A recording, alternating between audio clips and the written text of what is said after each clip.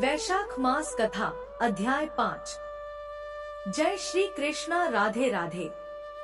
आप सभी का दिन शुभ और मंगलमय हो। आज सुनिए वैशाख मास महात्म्य में आगे की कथा, जिसमें राजा पुरुयशा को भगवान का दर्शन, उनके द्वारा भगवत स्तुति और भगवान के वरदान से राजा की सायुज्य मुक्ति का वर्णन है। श्रुत देव कहते हैं, परमात्मा भगवान नारायण 4 भुजाओं से सुशोभित थे। उन्होंने हाथों में शंख, चक्र, गदा और पद्म धारण कर रखे थे। वे पीतांबर धारण करके वरमाला से विभूषित थे। भगवती लक्ष्मी तथा एक पार्षद के साथ गरुड़ की पीठ पर विराजित थे। उनका तेज देखकर राजा के नेत्र सहसा मुद गए। उनके सब अंगों में रोमांच हो आया और नेत्रों से आंसू की धारा बहने लगी। भगवान के दर्शन के आनंद में उनका हृदय सर्वथा डूब गया। उन्होंने तुरंत आगे बढ़कर भगवान को साष्टांग प्रणाम किया।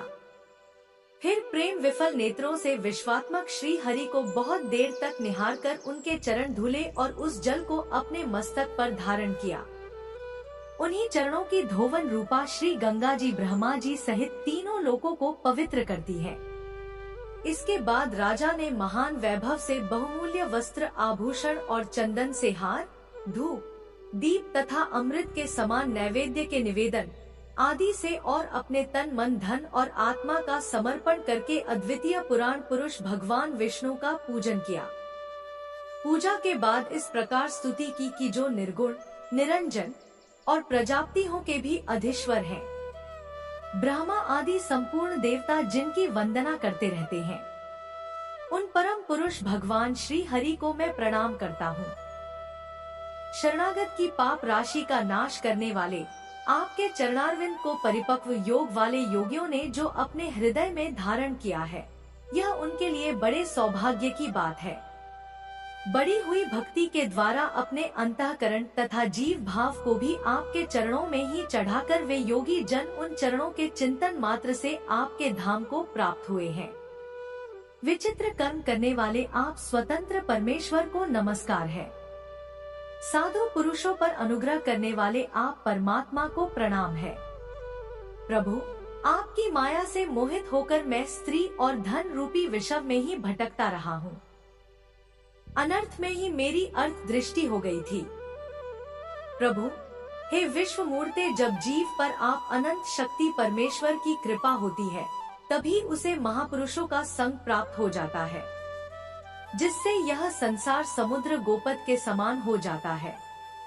मेरा सारा राज्य जो मुझसे छिन गया था, वह भी आपका मुझ पर महान अनुग्रह ही हुआ था, ऐसा मैं मानता हूँ। मैं ना तो राज्य चाहता हूँ प्रभु, ना पुत्र आदि की इच्छा रखता हूँ, ना कोष की इच्छा रखता हूँ, अपितु मुनियों के द्वारा ध्यान करने योग्य जो आपके आराधने चरणारविंद हैं, उन्हीं का नित्य सेवन करना चाहता हूँ। हे देवेश्वर, हे जगत निवास, मुझ पर प्रसन्न होइए, जिससे आपके चरण कमलों की स्मृति बराबर बनी रहे तथा स्त्री, पुत्र, खजाना और आत्मी कहे जाने वाले सब पदार्थों में जो मेरी आसक्ति है, वह सदा के लिए दूर हो जाए। भगवान, मेरा मन सदा आपके चरणारविंद के चिंतन में लगा रहे। मेरी वाणी आपकी दिव्य कथा के निरंतर वर्णन में तत्पर हो। मेरे ये दोनों नेत्र आपके श्री विग्रह के दर्शन में, कान कथा श्रवण में तथा मेरी जीभा आपके जीभा लगाए हुए प्रसाद के आस्वादन में तत्पर हो। प्रभु, मेरी नासिका आपके चरण कमलों की तथा आपके भक्त जनों के गंध विलेपन आदि की सुगंध लेने में, दोनों हाथ आपके मंदिर में झाड़ू आदि लगाने की सेवा में, दोनों पैर आपके तीर्थ और कथा स्थान की यात्रा करने में तथा मस्तक निरंतर आपको प्रणाम करने में संलग्न रहे। मेरी कामना आपकी उत्तम कथा में और बुद्धि आपका चिंतन करने में तत्पर हो। मेरे घर पर पधारे हुए मुनियों द्वारा आपकी उत्तम कथा का वर्णन तथा आपकी महिमा का गान होता रहे और इसी में मेरे सारे दिन बीते। हे श्री विष्णु, एक क्षण तथा आधे पल के लिए भी ऐसा प्रसंग कभी न आए जो आपकी चर्चा से रहित हो। मैं परमेष्ठी ब्रह्मा का पद, भूतल का चक्रवर्ती राज्य और मोक्ष भी नहीं चाहता, केवल आपके चरणों की निरंतर सेवा चाहता हूँ, जिसके लिए श्री लक्ष्मी जी तथा ब्रह्मा शंकरा आदि देवता भी सदा प्रार्थना किया करते हैं।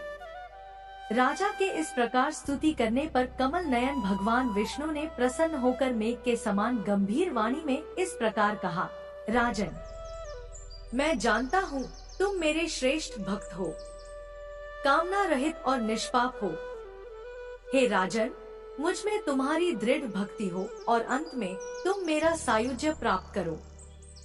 तुम्हारे द्वारा किए गए इस स्तोत्र से इस पृथ्वी पर जो लोग भी मेरी स्तुति करेंगे, उनके ऊपर संतुष्ट होकर मैं उन्हें भोग और मोक्ष प्रदान करूंगा।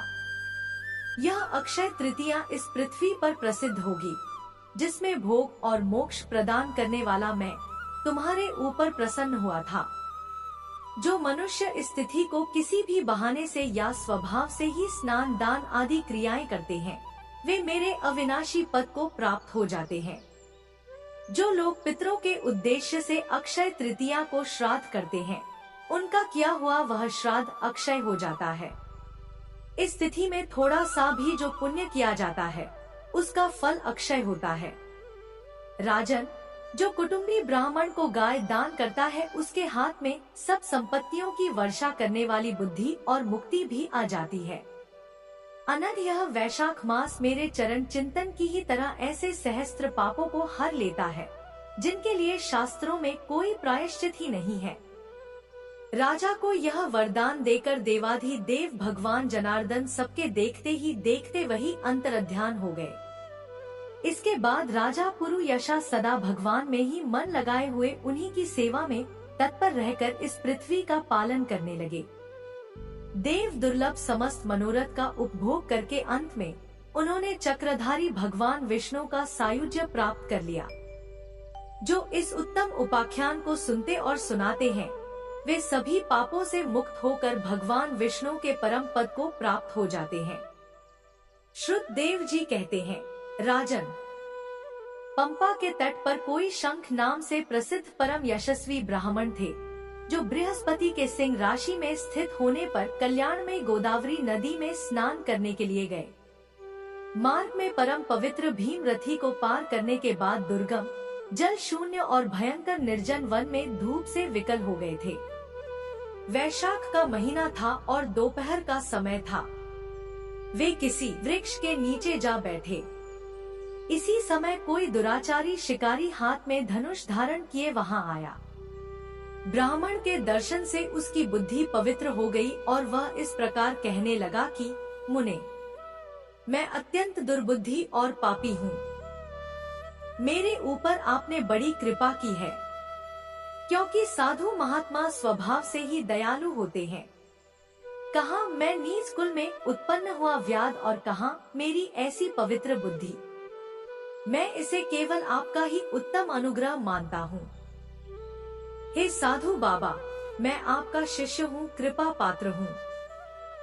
साधु पुरुषों का समागम होने पर मनुष्य फिर कभी दुख को प्राप्त नहीं होता। इसलिए आप मुझे अपने पाप नाशक वचनों द्वारा ऐसा उपदेश दीजिए, जिससे संसार बंधन से छूटने की इच्छा रखने वाले मनुष्य अन्यास भवसागर से हो जाते हैं। साधु पुरुषों का मन सबके प्रति एक समान होता है। वे सभी प्राणियों के प्रति दयालु होते हैं। उनकी दृष्टि में ना कोई ऊंच है, ना नीच है, ना अपना है, ना पराया। मनुष्य संतप्त होकर जब जब गुरुजनों से उपाय पूछता है, तब तब उसे वे संसार बंधन से छुड़ाने वाले ज्ञान का उपदेश दिया करते हैं। जैसे गंगा जी मनुष्यों के पाप का नाश करने वाली है, उसी प्रकार मूर्ख जनों का उद्धार करना साधु पुरुषों का स्वभाव ही माना गया है।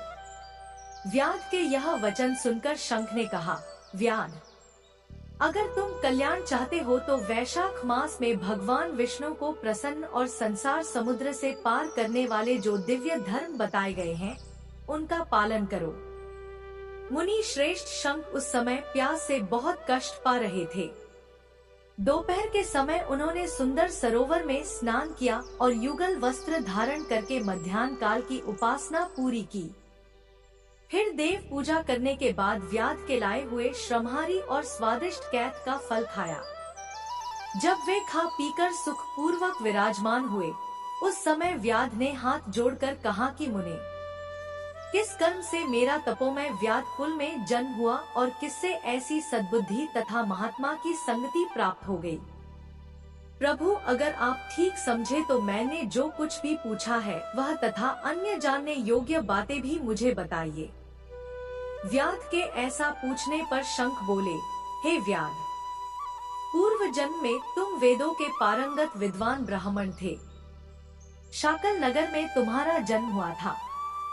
तुम्हारा गोत्र श्रीवत्स और नाम स्तंभ था।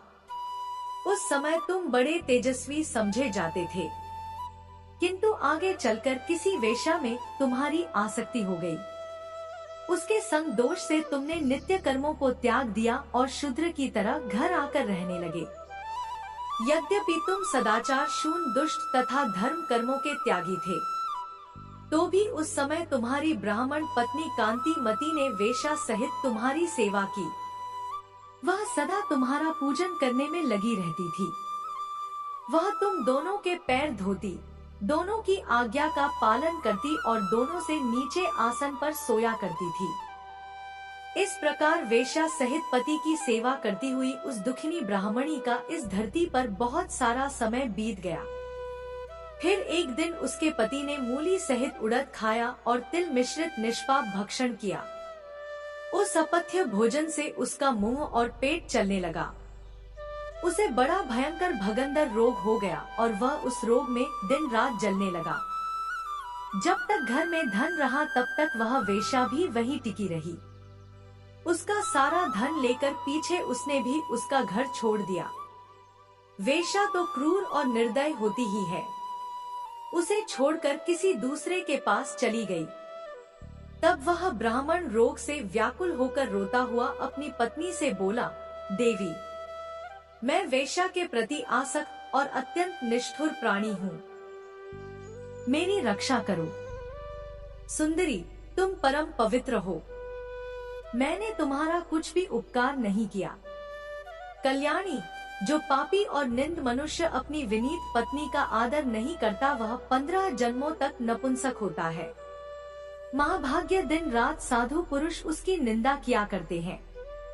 तुम साध्वी और पतिव्रता हो। मैं तुम्हारा अनादर करके पाप योनि में गिरूंगा। तुम्हारा अनादर करने से जो तुम्हारे मन में क्रोध हुआ होगा उससे मैं दग्ध हो चुका हूँ।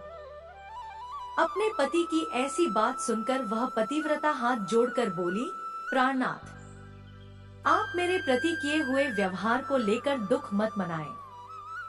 लज्जा का भी अनुभव मत कीजिए। मेरा आपके ऊपर बिल्कुल भी क्रोध नहीं है, जिससे आप अपने पूर्व जन्म में किए हुए पाप ही इस जन्म में दुख रूप होकर आते हैं। जो उन दुखों को धैर्य पूर्वक सहन करती है वही स्त्री साध्वी मानी जाती है और वही पुरुष श्रेष्ठ समझा जाता है। वह उत्तम वर्ण वाली स्त्री अपने पिता और भाइयों से धन मांग कर लाई और उसी से अपने पति का पालन करने लगी। उसने अपने पति को साक्षात क्षीर सागर निवासी विष्णु ही माना। वह दिन रात पति को साफ करती और उसके शरीर में पड़े हुए कष्टदायक कीड़ों को धीरे धीरे नाखून से खींचकर निकालती थी। ब्राह्मणी ना रात में सोती थी ना दिन में। अपने पति के दुख से संतत होकर वह दुखिनी सदा इस प्रकार प्रार्थना किया करती थी कि प्रसिद्ध देवता और पितर मेरे स्वामी की रक्षा करें, इन्हें रोगहीन और निष्पाप करें। मैं पति के आरोग्य के लिए चंडिका देवी को भैंस का दही और उत्तम अन्न चढ़ाऊंगी। भगवान गणेश की प्रसन्नता के लिए मोदक बनवाऊंगी। बस मेरे पति रोगहीन होकर 100 वर्ष तक जिए। इस प्रकार वह स्त्री हर दिन देवताओं से प्रार्थना किया करती थी। उन्हीं दिनों कोई देवल नामक महात्मा वहां आए। वैशाख मास में धूप से पीड़ित होकर सायंकाल के समय उस ब्राह्मण के घर में उन्होंने पदार्पण किया।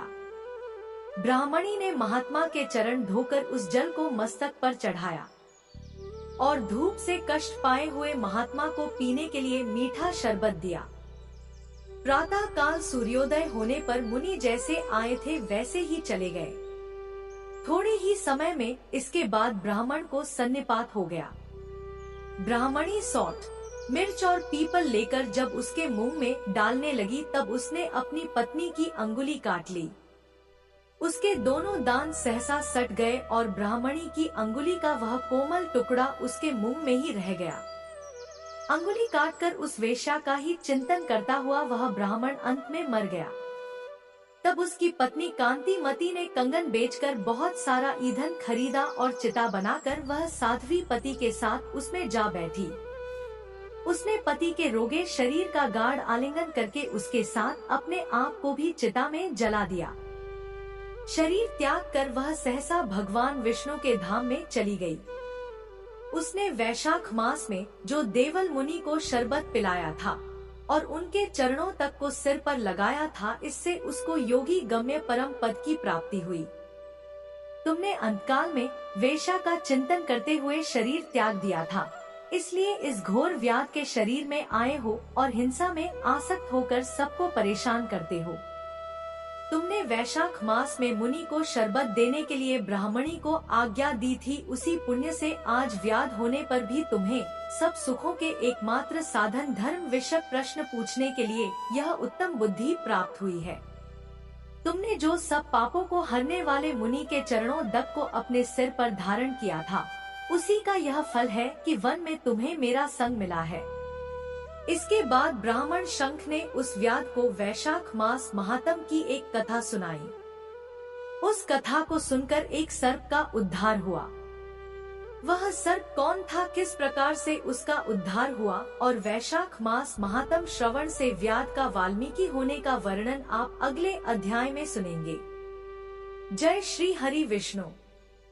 अगर वीडियो पसंद आई तो हमारे चैनल को सब्सक्राइब करें। धन्यवाद।